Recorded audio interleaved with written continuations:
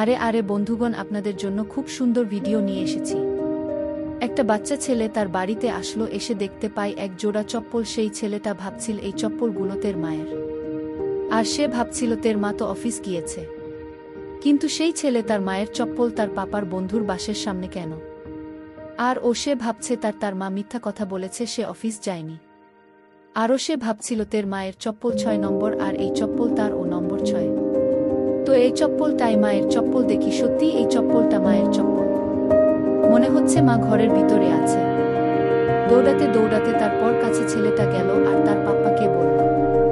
তার পাপা সন্দেহ হলো আর সেই চপ্পলগুলো দেখতে গেল, আর সে নিশ্চিত হলো তার মায়ের চপ্পল।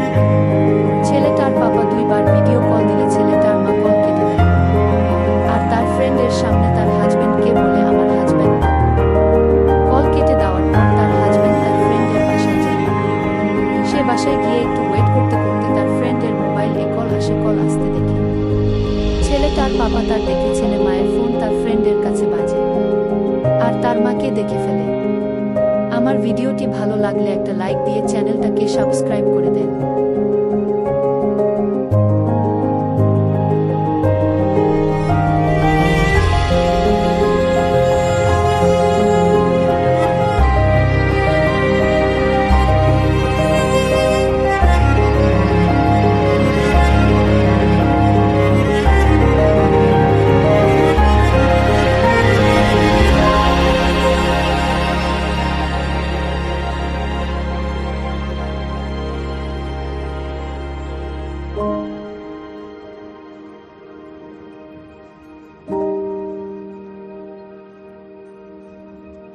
Thank you.